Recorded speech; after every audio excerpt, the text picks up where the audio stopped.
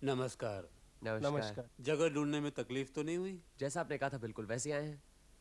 आइए।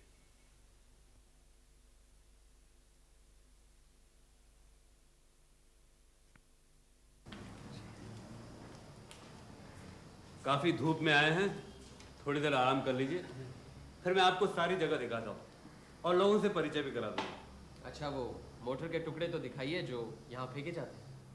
जी आइए। ये स्पार्क प्लग है। 6 महीने पहले एक रात को इस कमरे में फेंका था। खिड़की का कांच चूर चूर हो गया था। 15-20 दिन के बाद मिला। फिर 15-20 दिन कुछ नहीं, उसके बाद इस दरवाजे पर कार्बोरेटर का टुकड़ा मिला। फिर उसके बाद ये फटा हुआ टायर। लगता है कोई आपको टुकड़ों टुकड़ों में पूरी मोटर कार भेंट करना चाहता है। किसी पगले का मजाक हो सकता है, लेकिन मुझे लगता है जरूर कोई बात है इसमें, इसलिए मैंने आप लोगों को तकलीफ दी। आप ही लोग पता लगा सकते हैं। आखिरी बार मोटर का टुकड़ा कब मिला आपको? कल सुबह। इस बार तो किसी बच्चे की मोटर कार छोड़कर चला गया। इन सब में उंगलियों के निशान नहीं है। लगता है भेंट करने वाला होशियार है। जी। अच्छा, आपकी कॉलोनी में सब लोग इन मोटर पार्ट्स के बारे में जानते हैं? जानते हैं। अच्छा खासा मजाक बना रखा है, सब हंसते हैं। आपके पास मोटर कार है? जी नहीं, कोई खास आना जाना तो होता नहीं। सारा वक्त इसी कॉलोनी में रहता हूँ, इसलिए गाड़ी नहीं ली। आपके परिवार में कौन कौन है?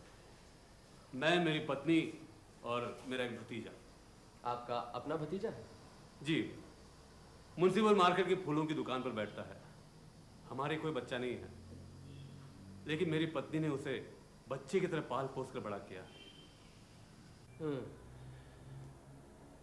अच्छा, एक बात बताइए, 10 साल पहले या 20 साल पहले या कुछ भी, आपका ऐसे किसी आदमी से संबंध रहा है जो कि मोटर गाड़ी का धंधा करता हो, या मोटर का दलाल हो, ड्राइवर हो, या मैकेनिक हो, कुछ भी? 12 साल पहले मैं पूना में सेशन जज था। तब लाल सिंह नाम के एक आदमी को मैंने फांसी की सजा दी थी। सजा सुनकर उसने मेरी तरफ जूता फेंक कर मारा था। हाँ, उसका एक मोटर का गैराज था। खैर, वो तो गुजर गया। और कोई? मेरे फैसले के खिलाफ उसने हाई कोर्ट में अपील की। उस अपील से फांसी के बजाय उसे 14 साल की कैद हुई। 14 साल? इसका मतलब है वो आज भी जेल में है? अच्छे व्यवहार से अक्सर कैद की मियाद कम हो जाती है। हो सकता है वो छूट गया हो। मतलब आपने पता नहीं लगाया छूट गया है नहीं? अक्सर जेल के अधिकारी पूछने पर बता देते हैं। ये बात तो मेरे दिमाग में भी नहीं थी, आपने पूछा है इसीलिए। अच्छा, आप सेशन जज कितनी देर रहे? मैं ब्लड प्रेशर का मरीज हूँ। 10 साल पहले डॉक्टरों ने हिदायत दी थी कि दिमागी काम न करूँ, इसलिए वक्त से पहले रिटायर हो गया और यहाँ आकर फूलों का बगीचा बनाया। अब ब्लड प्रेशर कैसा है आपका? उम्र के साथ साथ ब्लड प्रेशर भी बढ़ता जा रहा है। आइए, हमारे कॉलोनी के लोगों से मिला दो। चलिए।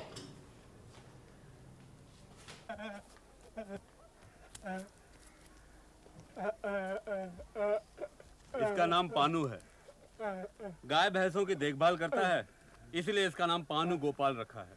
कान से जरा कम सुनता है। पानू गोपाल, तुम्हारे गाय बछड़े कैसे हैं? सब ठीक है? अच्छा, बस बस बस बस।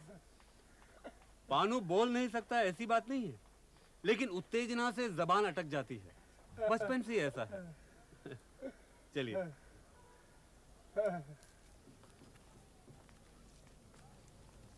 ये पानू कान में रुई क्यों लगाता है? कान में मवाद होता है। चले आपको हमारे रसोई और खाने पीने का घर दिखाते हैं। ये हॉल है और वो रहा रसोई घर। ये मेरी धर्मपत्नी दमयंती। नमस्कार। अरे, तुम खाना बना रही हो? मुकुल कहाँ गई? मुकुल के सर में दर्द है, वो सो रही है। तो लक्ष्मी को बुलवा लेती, कुछ मदद तो हो जाती। इसकी क्या जरूरत है, मैं संभाल लूंगी। चाची जल्दी खाना दो, शहर जाना है। अच्छा चलो, आप मैं देती हूँ। अरे विजय, अभी तक काम पर नहीं गए?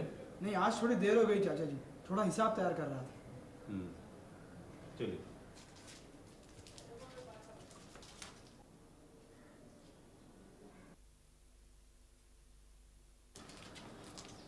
यही आपका भतीजा है जो आपके फूलों की दुकान की देखभाल करता है?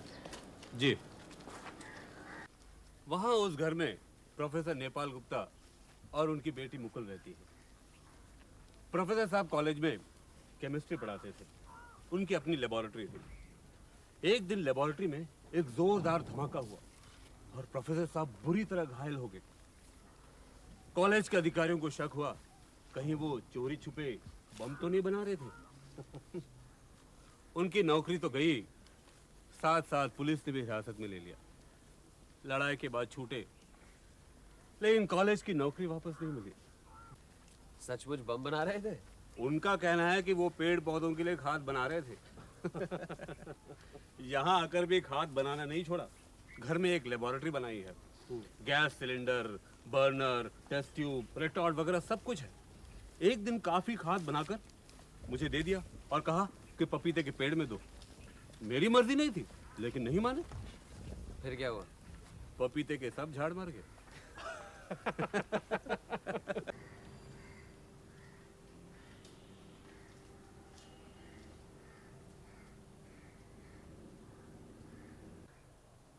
क्या हो रहा है प्रोफेसर? अरे निशाना, तुम आओ आओ। और ये साथ में कौन है? ये लोग कलकत्ते से हमारा बागीचा देखने आए हैं। अरे तुम्हारे बागीचे में है ही क्या देखने लायक? मेरा खाद इस्तेमाल करते तो बात और थी। तुम्हारे खाद से तो बगीचा रेगिस्तान बन जाता। देखो निशानात, जो बात तुम नहीं जानते उस पर बहस मत क्या करो। अरे तुम क्या जानो सॉइल केमिस्ट्री क्या होती है? तुम्हारे सारे पपीते के पेड़ मर गए क्योंकि तुम्हारे माली ने उस पर ज्यादा खाद डाल दिया था। तुम्हारे सारे माली गधे हैं। खैर जाने दो, नया क्या हो रहा है? तंबाकू पर एक्सपेरिमेंट कर रहा हूँ। अच्छा, अब आदमियों का भी खून करोगे? निशानात, तुम्हारा तो दिमाग एकदम ठप हो गया है। तुम्हें मालूम है विज्ञान की बदौलत जहर भी अमृत बन सकता है। जब तंबाकू से अमृत निकलेगा तो पहले तुम ही चखना। अब चलता हूँ, बाकी जगह भी दिखानी है। आ जाओ जाओ। अच्छा, मुकुल कैसी है? सुना सर में दर्द है। मुझे नहीं मालूम। आप लगता है शतरंज में माहिर हैं। आप शतरंज खेलना जानते हैं? बस यूं ही थोड़ा बहुत खेल लेता हूँ। अरे तो फिर आइए ना, हो जाएगी क्या? आइए। अरे नहीं नहीं, इस वक्त शतरंज पे बैठे तो 2-3 घंटे निकल जाएंगे। 10 मिनट में भी खत्म हो सकता है। आइए ना। अच्छा, आइए।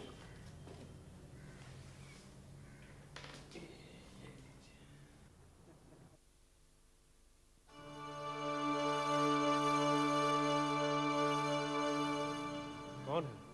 मुकुल नेपाल बाबू की लड़की है। नेपाल बाबू कब से है? यही कोई 2 साल से। क्या काम करते हैं? वैज्ञानिक प्रयोग वगैरह करते हैं, शतरंज खेलते हैं और हर काम में मेरी गलती निकालते हैं। आपकी गलती? जिस तरह से मैं कॉलोनी का काम चलाता हूँ उसे बिल्कुल पसंद नहीं है और उसे यकीन है कि अगर उससे वो सुपुर्द किया जाए तो बहुत अच्छी तरह चलाएगा। अच्छा। लेकिन उसकी लड़की मुकुल बहुत काम की है। मुकुल काम की लड़की हो सकती है, लेकिन हमें यहाँ देखकर उसके सिर में दर्द क्यों होने लगा? और फिर खिड़की से छुपकर क्यों देख रही थी हमें? क्या हो रहा है ब्रिजदास? कुछ नहीं, एक गाय बीमार पड़ गई है, उसके लिए जुल्लाब तैयार कर रहा हूँ। अच्छा अच्छा, हो सके तो कुछ प्रोफेसर नेपाल गुप्ता को पिला देना, उन्हें बहुत फायदा होगा।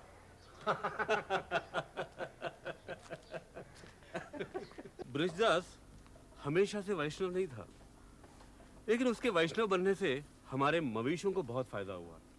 हमेशा उनकी देखभाल करता रहता है। अच्छा, पहले क्या था? पूना में सेशंस कोर्ट में क्लार्क था। बहुत दिनों से पहचानता हूँ। एक बार उसने घूस खाकर एक जरूरी दलील गायब कर दी, पकड़ा गया। केस मेरे कोर्ट में ही आया था। 6 साल की सजा हुई।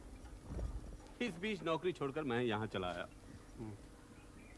सजा होने के बाद जेल से छूटकर वो सीधा मेरे पास चला आया। देखा, सचमुच बदल गया है। अच्छा, हाँ, जेल की हवा खाकर वो वैष्णव बन गया। एक बात ठान ली है बृहदास ने कि कभी झूठ नहीं बोलेगा। ये कुटिया हमारे डॉक्टर भुजंगधर की है। सितार बजाने का बड़ा शौक है। चलिए।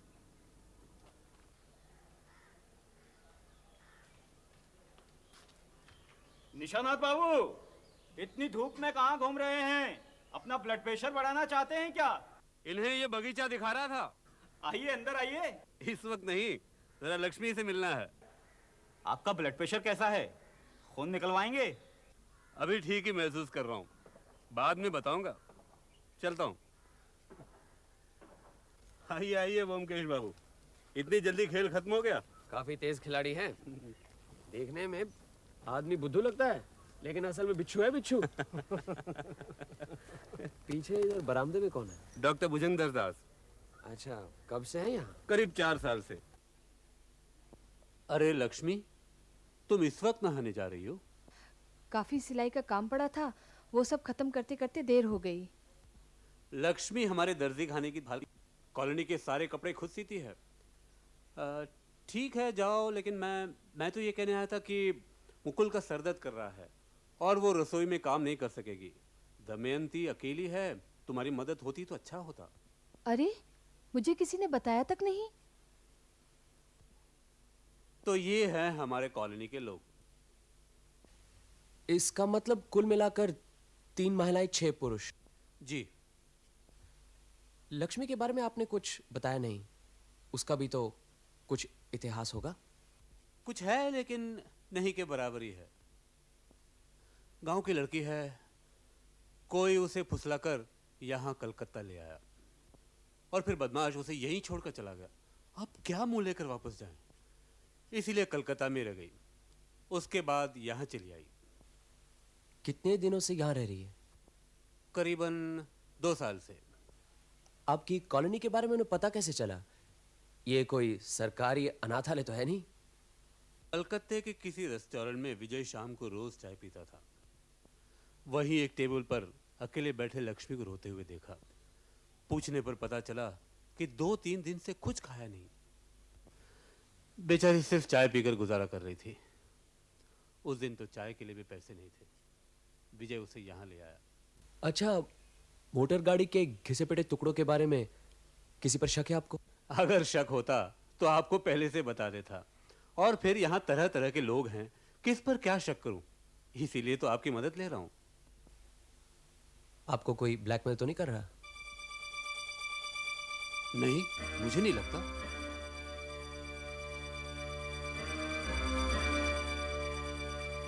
अरे निशानाथ, क्या हो रहा है? आओ आओ प्रोफेसर आओ। मुकुल, तुम्हारा सर दर्द कैसा है? अब ठीक है, मैं अंदर चलती हूँ। आओ बैठो। क्या ख्याल है, एक एक बार से शतरंज हो जाए? नहीं नहीं, अभी नहीं। क्यों बिजदास, तुमने हमारे गाय बैलों को दवाई देना शुरू कर दिया है? अरे गाय बैलों के बारे में कुछ मालूम भी है?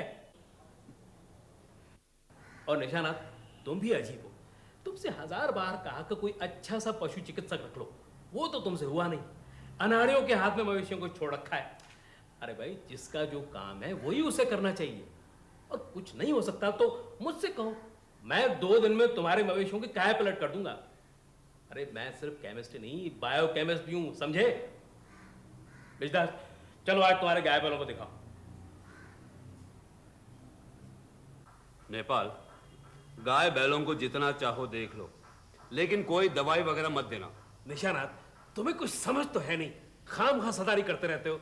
अरे जब मैं देखभाल करूंगा मवेशियों की, तब देखना। अरे नेपाल, मेरे हुक्म के खिलाफ कुछ किया तो तुम्हें कॉलोनी छोड़कर जाना पड़ेगा। निशानाथ, मेरा अपमान कर रहे हो तुम? इतनी हिम्मत कैसे हुई तुम्हारी?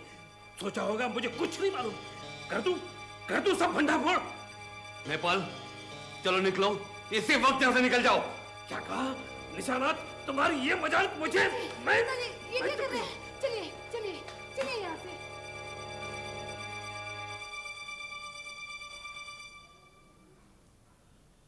इतना उत्तेजित होना आपकी सेहत के लिए ठीक नहीं है मिस्टर सैम। अगर दिमाग की एक छोटी सी नली भी जख्मी हो जाए तो प्रोफेसर नेपाल गुप्ता का तो कुछ नहीं होगा। देखिए, जरा अपनी नब्ज दिखाइए। मैं ठीक हूं, आप लोग बैठिए। आप ही व्योमकेश बाबू हैं? क्यों, ठीक पकड़ा कि नहीं? सब कुछ जान गए हैं तो 2-4 सवाल आपसे पूछता हूँ, जवाब देंगे? ज़रूर। मेरे बारे में तो शायद आपको सब कुछ मालूम पड़ ही चुका होगा। सब कुछ नहीं। ठीक है, पूछिए। आपकी शादी हो गई?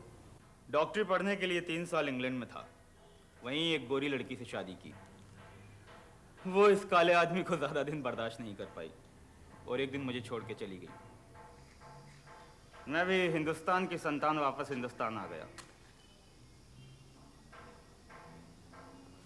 उसके बाद कभी उससे मुलाकात नहीं हुई। एक और सवाल है, जिस गुनाह की वजह से आपकी डॉक्टरी का लाइसेंस जब्त कर लिया गया था, वो गुनाह क्या था? एक नारी को लो क्लास से बचाने के लिए उसका गर्भपात किया था, पकड़ा गया, बस। अच्छा। मैं अभी आया। व्योमकेश बाबू, मैं आपके सभी सवालों का जवाब दे चुका हूँ, लेकिन आपने अभी तक मेरे पहले सवाल का जवाब नहीं दिया। कौन सा सवाल? मोटर गाड़ी के टुकड़ों के रहस्य का समाधान हुआ? अभी नहीं, कुछ समझ में नहीं आ रहा। क्या आप इस पर रोशनी डाल सकते हैं? मुझे पूरा यकीन है कि ये सारा काम उस प्रोफेसर नेपाल गुप्ता का है। वही निशानात बाबू को डरा धमका रहा है। प्रोफेसर ऊपर से जितना घमंडी है, अंदर से उतना ही पेचीदा। लेकिन निशानात बाबू को डराने से उसका क्या फायदा? प्रोफेसर इस कॉलोनी का करता धरता बनना चाहता है। भला निशानात बाबू ऐसा क्यों होने देंगे? इसीलिए वो प्रोफेसर जो है, निशानात बाबू को दबा रहा है। उसने एक प्रकार से वॉर ऑफ नव शुरू कर रखा है। प्रोफेसर ये बात अच्छी तरह से जानता है कि निशानात बाबू ब्लड प्रेशर का मरीज है। उन पर जितना ज़्यादा दबाव पड़ेगा, वो उतनी जल्दी खाट पकड़ेंगे और प्रोफेसर खुद मालिक बन बैठेगा। लेकिन उनकी तो पत्नी है, भतीजा है, उनके रहते हुए मालिक कैसे बन सकता है? नामुमकिन लगता ज़रूर है, लेकिन नामुमकिन है नहीं। क्यों? मिसेस सेन प्रोफेसर नेपाल गुप्ता पर कुछ ज़्यादा ही मेहरबान हैं। क्या कह रहे हैं आप? मेहरबा होने की कोई खास वजह है? व्योमकेश बाबू, आप खुद अक्लमंद हैं, मैं भी कोई बेवकूफ़ तो हूँ नहीं, समझ जाना चाहिए। हो सकता है मेरी सारी बातें बेबुनियाद हों। आपने पूछा, इसीलिए जितना मुझे मालूम था मैंने आपको बता दिया। मैं अब आज्ञा चाहूँगा, शायद आपको भी कहीं जाना हो। 1 मिनट, मुकुल भी क्या अपने बाप के साथ थी क्या? मैं अभी ठीक से कुछ नहीं कह सकता। आशा है फिर मुलाकात होगी। अच्छा। अच्छा।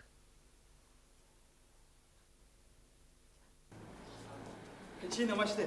नमस्कार। मैं विजय हूँ, निशानाथ जी का भतीजा। मालूम है, कल मिले जो थे। हाँ। कैसे आना हुआ? जी चाचा जी ने एक चिट्ठी दी है, कहा कि आपको पहुंचा दूं। अच्छा। अरे अरे, बैठिए तो सही। लेकिन आइए आइए।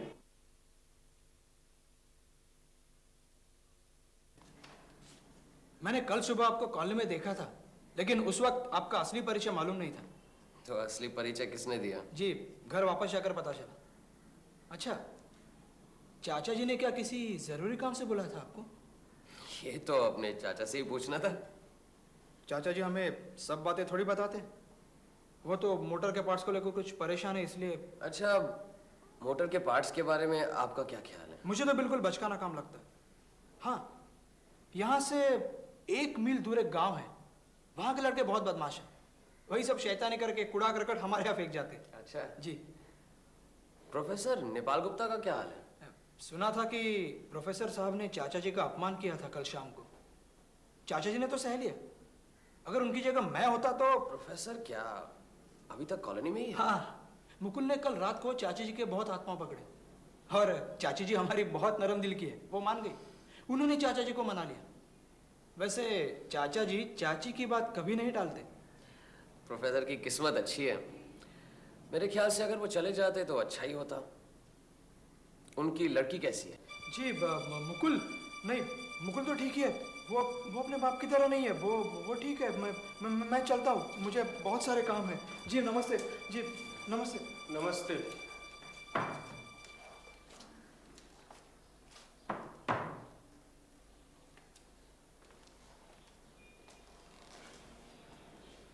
क्या बात है? क्या लिखा है निशानाथ बाबू ने? लिखा है आपको जिस काम के लिए कॉलोनी में बुलाया था उस काम में और आगे बढ़ने की ज़रूरत नहीं है। आपको जो एडवांस रुपए दिए हैं उम्मीद है वही आपकी मेहनत के लिए काफ़ी होंगे।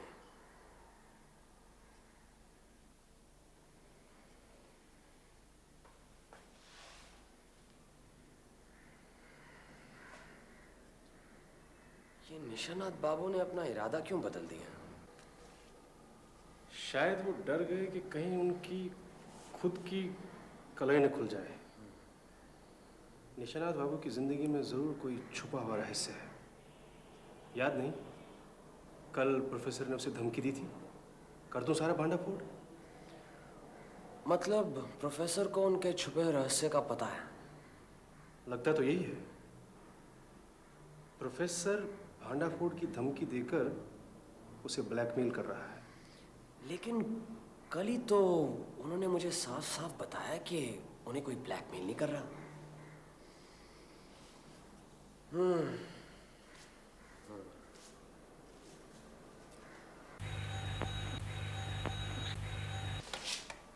हेलो, हाँ बोल रहा हूँ।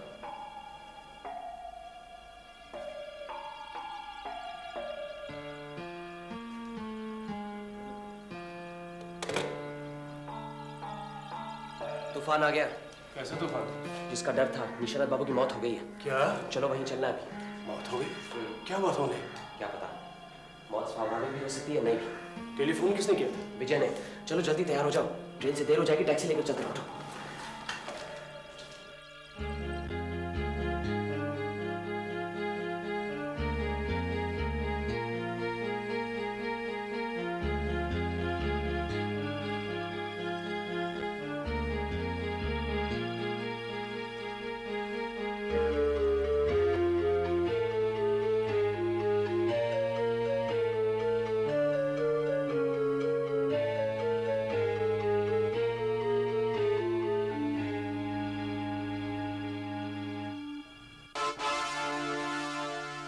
पैर में मोजे? निशानाथ बाबू क्या मोजे पहनकर सोते थे? नहीं तो।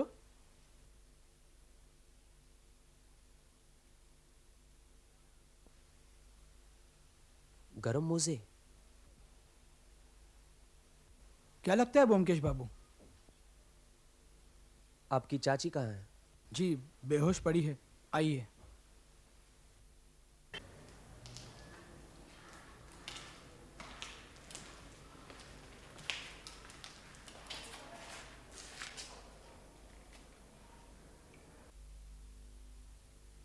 कब से बेहोश है? तकरीबन 3 घंटे से। इन्होंने ही सबसे पहले निशानाथ जी को देखा था। देखते ही चीख कर गिर पड़ी, तभी से बेहोश है। आपने लाश देखी है? हाँ। आपको क्या लगता है, कुदरतन गुजर गई या फिर? इस विषय में मैं कुछ भी नहीं कहना चाहूँगा। कॉलोनी के डॉक्टर पाल को बुलाया है, वही बेहतर बतला पाएंगे।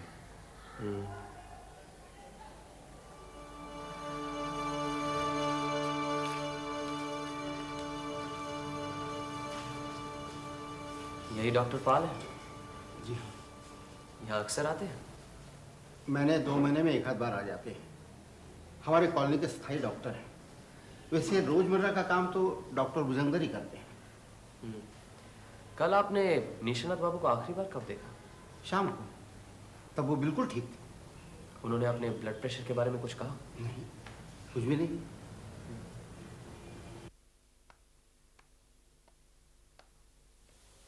माफ कीजिए, आप क्या डेथ सर्टिफिकेट लिख रहे हैं?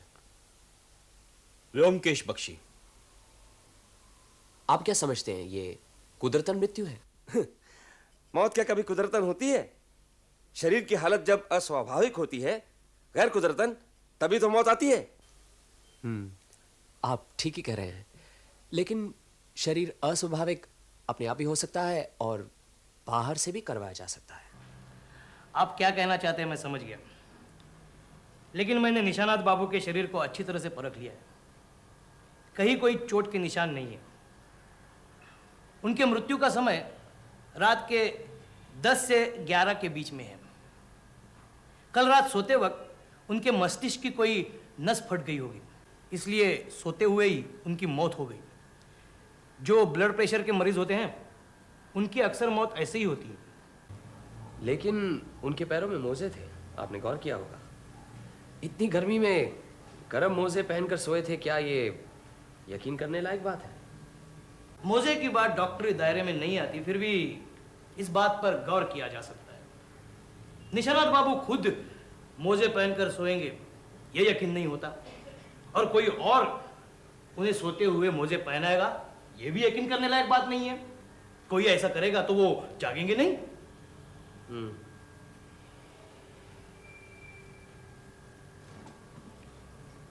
अच्छा, एक और बात बताइए, अगर कोई ब्लड प्रेशर का मरीज गर्म मोजे पहनेगा तो क्या उसका ब्लड प्रेशर बढ़ेगा? बढ़ सकता है, लेकिन मस्तिष्क की नस फटकर ही मौत होगी ये यकीनन नहीं कहा जा सकता। डॉक्टर पाल, आप कुदरतन मौत का सर्टिफिकेट मत दीजिए। निशानाथ बाबू के शरीर के अंदर क्या हुआ है शायद बाहर से पता नहीं चल सकता, इसलिए पोस्टमार्टम होना जरूरी है। आपने शक में डाल दिया। चलो यही सही, नुकसान ही क्या है। मैं चलता हूँ, पुलिस में खबर भिजवा दूंगा, ऑटोप्सी का इंतजाम हो जाएगा। अब आप क्या कहते हैं डॉक्टर भुजंगर, मौत कुदरतन ही है? मेरी राय की कोई कीमत नहीं है। आपको शक हुआ है, पोस्टमार्टम करवा लीजिए, लेकिन कुछ मिलने वाला नहीं है। ये आप कैसे कह सकते हैं? मैं खुद भी एक डॉक्टर हूँ।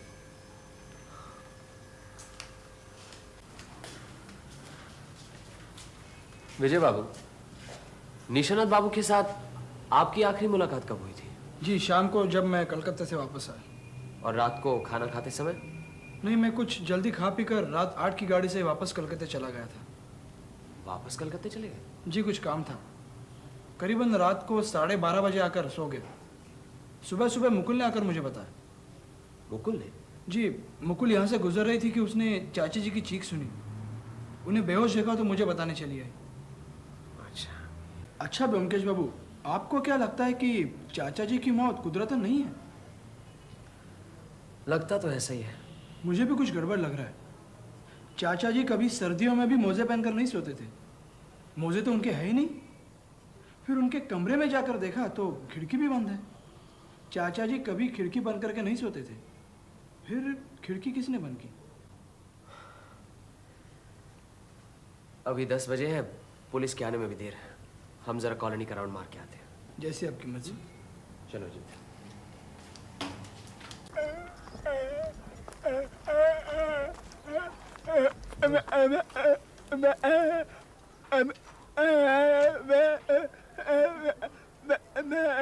अच्छा, हाँ ठीक है।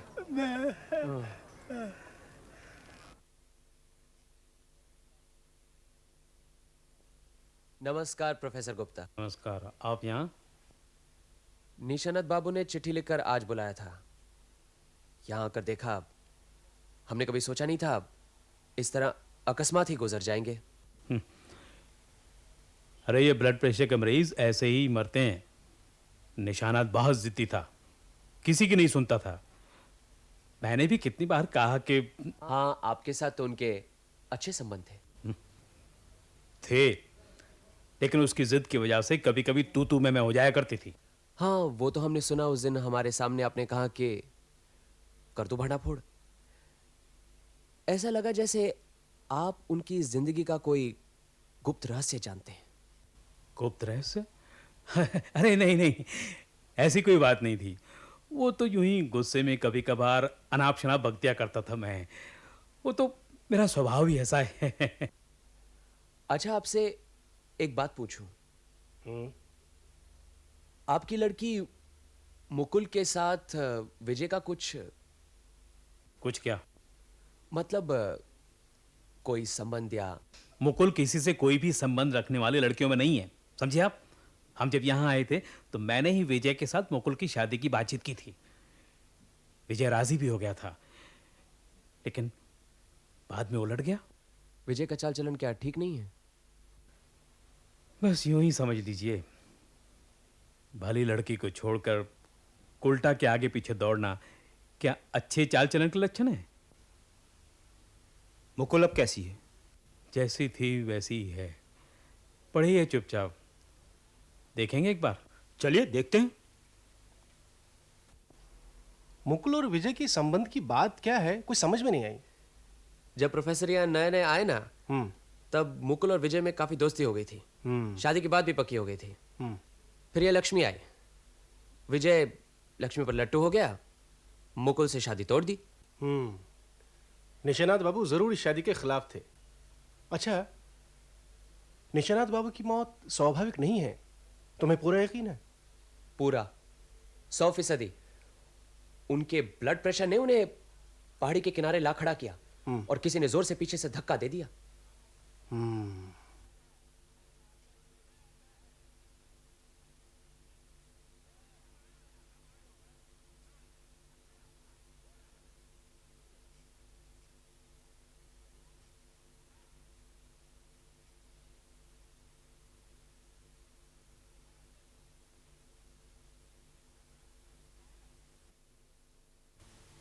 ये क्या है? चिड़िया का घोंसला। वो देखिए ऊपर पंखे पर बाकी का टुकड़ा भी है।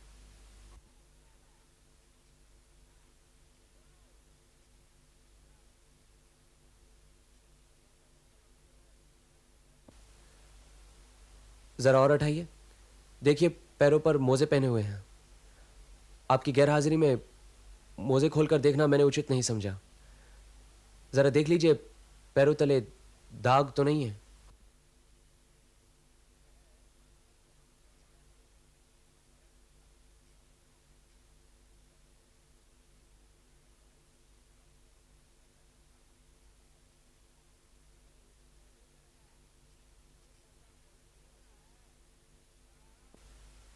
ये दाग देखिए। किसी चीज से बांधने के दाग नजर आते हैं, लेकिन इससे क्या पता चलता है? कम से कम इतना तो पता चलता है कि निशानत बाबू ने मरने से पहले ये मोजे खुद नहीं पहने, ये पहनाए गए हैं। लेकिन क्यों? जब तक पोस्टमार्टम नहीं होता कुछ पक्का कहा नहीं जा सकता। खास तौर पर आप डॉक्टर से पूछ लीजिएगा कि कहीं शरीर पर कोई हाइपोडर्मिक सिरिंज के निशान तो नहीं है। ठीक है, मैं लाश को पोस्टमार्टम के लिए भिजवाता हूं। इसकी रिपोर्ट कल दोपहर तक मिल जानी चाहिए। आप कल एक बार पुलिस स्टेशन आ जाएंगे? जरूर। चलिए।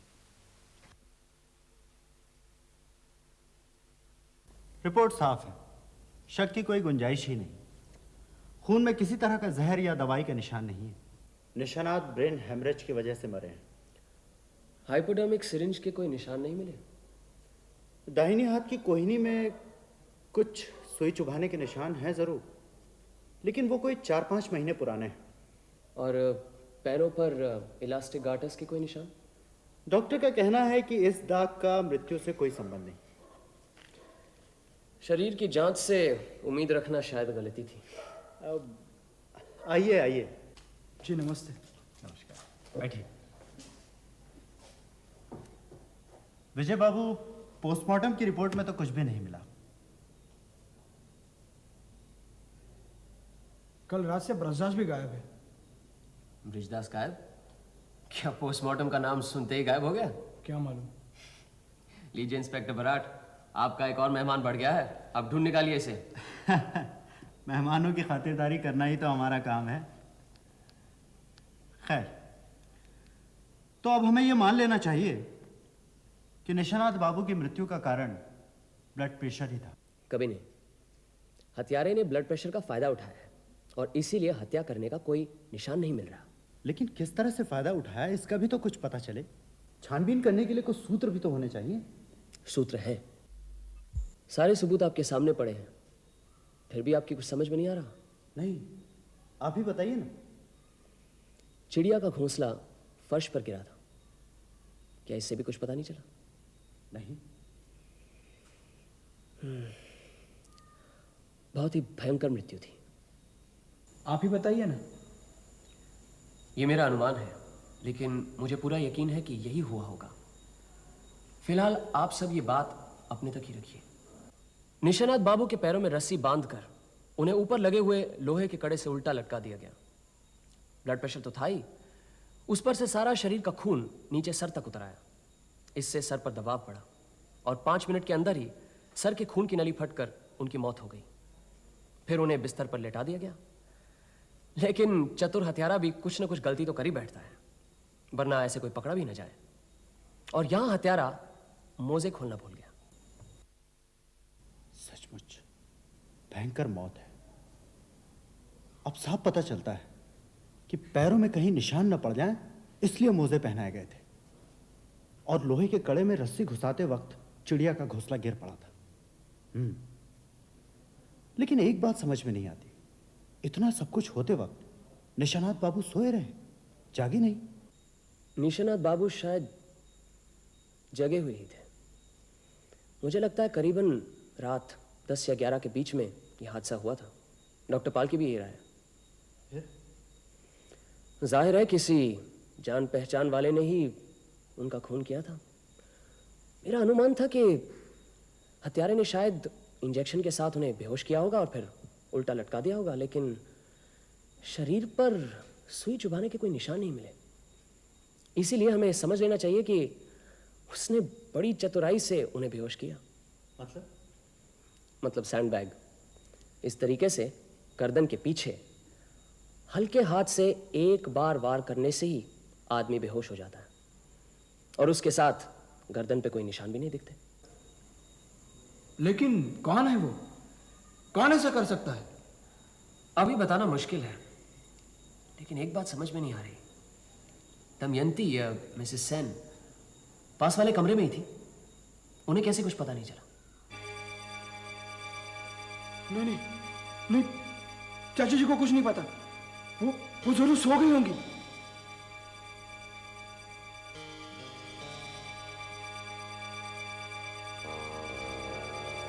है, जो भी हो, वक्त आने पर सब पता चल जाएगा। फिलहाल एक बात बताइए, निशानाथ बाबू का वारिस कौन है? मैं और चाची जी बराबर हिस्सों में। ये नोट कर लीजिए। एक बात और, क्या मोटर के टुकड़ों के साथ निशानाथ बाबू की मौत का कोई संबंध है? हो भी सकता है, नहीं भी। आज मैं लाल सिंह के बारे में पूछने गया था। कौन लाल सिंह? निशानाथ बाबू किसी समय सेशन जज थे। तब उन्होंने लाल सिंह नाम के एक मोटर गैराज वाले को खून के मामले में फांसी की सजा दिलवाई थी। उसने कोर्ट में जूता लेकर उनकी तरफ फेंका था। अपील से उसको आजन्म कारावास हुआ। फिर पता चला कि 2 साल पहले उसकी जेल में ही मौत हो गई थी। उसकी पत्नी को चिट्ठी भेजी गई थी, लेकिन चिट्ठी वापस आ गई। उस औरत का कुछ पता नहीं चला। फिर ये मोटर के टुकड़े कौन फेंकता है? मोटर के टुकड़े निशानाथ बाबू के लिए है, ऐसा तो कोई सबूत नहीं है। ये तो उनका ख्याल था, गलत भी हो सकता है। लेकिन निशानाथ बाबू को इस बेदर्दी से कत्ल करने की वजह क्या हो सकती है? निशानाथ बाबू ने मुझे तहकीकात करने के लिए बुलाया था। शायद यही अहम वजह थी। गुत्थी उलझती जा रही है। सब सुलझ जाएगी। फिलहाल आप 2 काम कीजिए। पहला तो कॉलोनी के हर एक व्यक्ति के अंगूठे का छाप ले रखिए। इससे क्या फायदा? आप लेकर तो रखिए, काम आ सकता है। जिस तरह लोग कॉलोनी से गायब हो रहे हैं, पता नहीं कौन कब तक रहेगा। ठीक है। दूसरा? मेरे ख्याल से अब कॉलोनी चलते हैं। अजीत वहाँ पहुँच गया होगा। मैंने हर एक व्यक्ति से कुछ सवाल करने हैं, आप सब नोट कर लेना।